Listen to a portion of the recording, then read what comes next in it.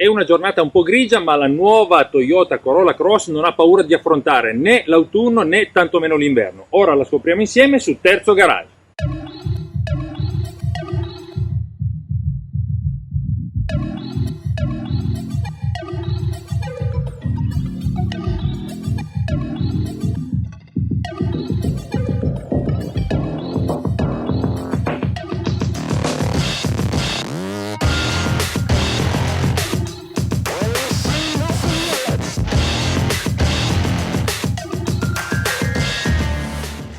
A caratterizzare il frontale è la grande calandra trapezoidale con questo motivo tridimensionale che esalta al centro il logo con questo sfondo blu Toyota per esaltare le qualità full hybrid di quest'auto.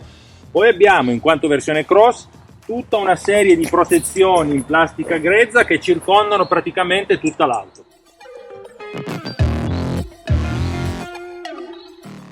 I parafanghi hanno questa linea molto bombata che dona carattere a tutta la sagoma dell'auto, cerchi da 18 e anche qui un disegno sull'arrotondato per i parafanghi stessi, sempre con una protezione in plastica grezza.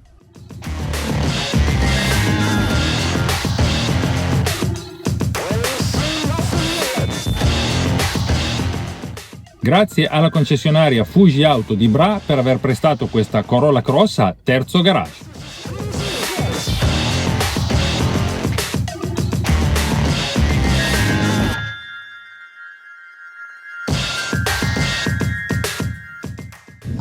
Toyota Corolla Cross 2022. Qui abbiamo il sistema full hybrid Toyota di quinta generazione. Un sistema sul quale gli ingegneri hanno lavorato sia sulla parte meccanica, elettronica e anche molto sul software per migliorare ancora l'integrazione tra il motore termico e quello elettrico in modo da assicurare maggiore efficienza.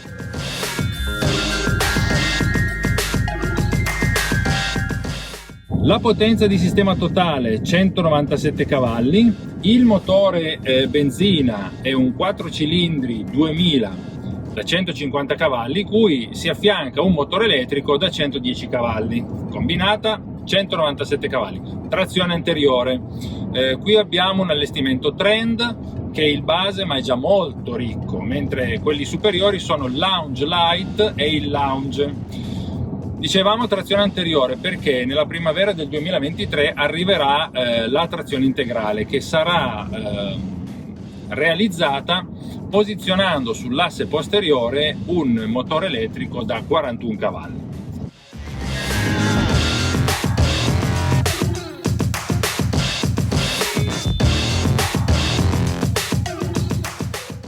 La posizione di guida è molto alta, questo è un vero SUV di segmento C, molto buona la visibilità, assolutamente possibilità di capire bene gli ingombri della macchina e quindi di, come dire, non farsi sorprendere da ostacoli imprevisti, ecco, diciamo. Anche perché c'è la frenata automatica d'emergenza, centraggio di corsia, cruise control adattivo e altri ADAS.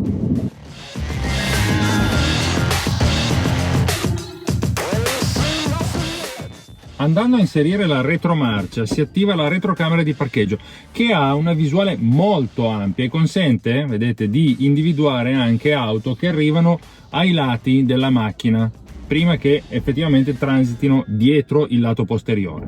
L'auto è subito reattiva quando la si chiama, anche in queste strade un po' impegnative con i tornanti. Anche lo sterzo permette di impostare bene le curve e di avere un assetto sempre ben aderente alla strada, nonostante l'assetto stesso non sia così rigido, perché la guida è davvero molto, molto confortevole, però la sicurezza e la sensazione di grip è sempre molto buona.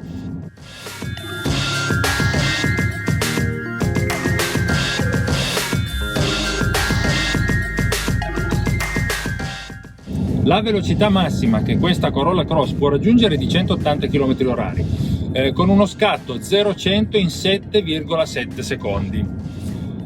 I consumi, quelli dichiarati, sono di 19,6 km al litro. Qui adesso siamo a 17,3 dopo non aver fatto tanta strada, ma comunque abbastanza su e giù, quindi diciamo tratti impegnativi che costringono anche magari il motore termico a entrare di più. Bisogna anche dire che però nei tratti in discesa il recupero di energia che noi possiamo andare a vedere direttamente sul touchscreen dell'infotainment da 10 pollici è sicuramente efficiente, quindi permette in quel caso di ricaricare la batteria e fare in modo che il motore elettrico supporti meglio tutta la trazione dell'auto.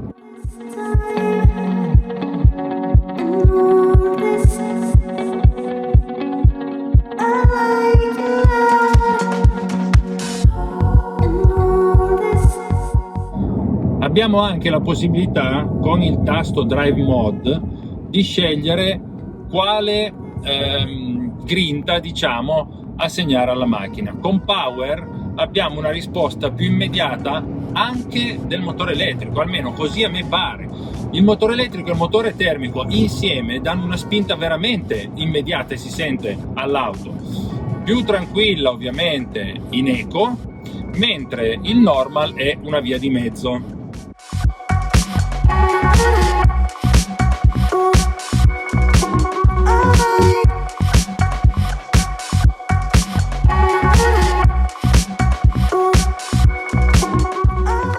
Già su questa trend i sedili, seppur in tessuto, e a me il tessuto non dispiace, anzi a volte soprattutto quando fa caldo o molto freddo lo preferisco alla pelle, comunque sono avvolgenti in modo da anche su questi tornanti offrire, come dire, un contenimento al leggero rollio che comunque si percepisce. Poi abbiamo comunque anche già sulla trend il cruscotto digitale da 12 pollice 3 che è veramente ricchissimo di informazioni, si può anche personalizzare agendo sui tasti, sulle razze del volante. Il display da 10 pollici invece dell'infotainment che offre l'integrazione wireless con Apple CarPlay, mentre per collegare un telefono Android e quindi attivare Android Auto serve il cavo.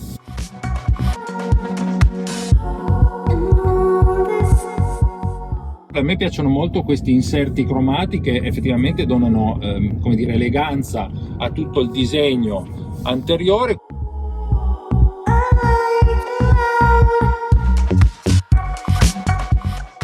Il clima su questa trend è a tasti fisici, clima automatico, mentre sulle versioni superiori abbiamo questa parte che è anche gestita attraverso un piccolo pannello touch.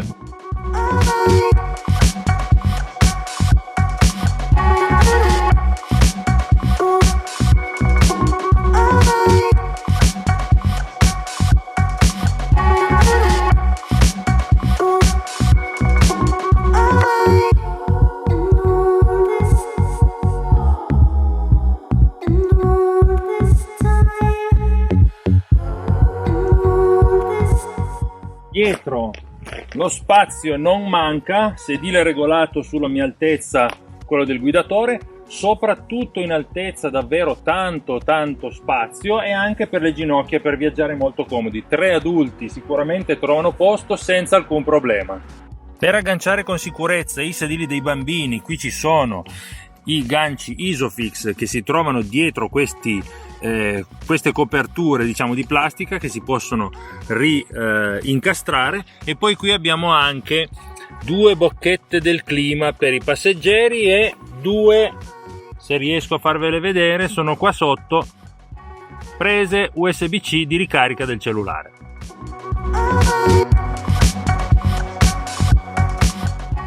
Il bagagliaio ha il portellone servo assistito, quindi elettrico, con una capienza di circa 420 litri. Qui vedete abbiamo ad esempio un trolley, un borsone, gli attrezzi.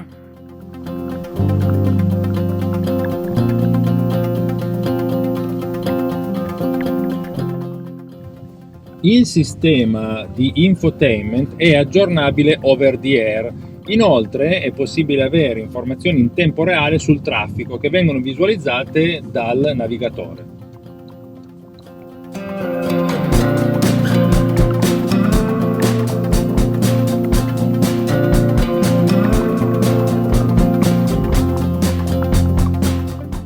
Ecco, come vedete, senza fili,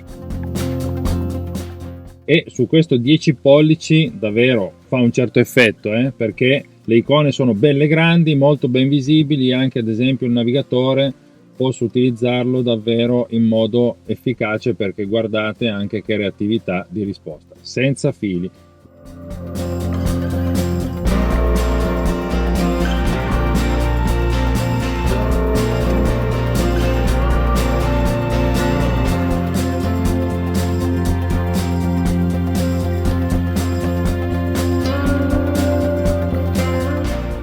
Anche con questa nuova Corolla Cross è tutto, grazie per aver guardato il video, se vi è piaciuto lasciate un like e iscrivetevi al canale. Ciao, buoni chilometri a tutti!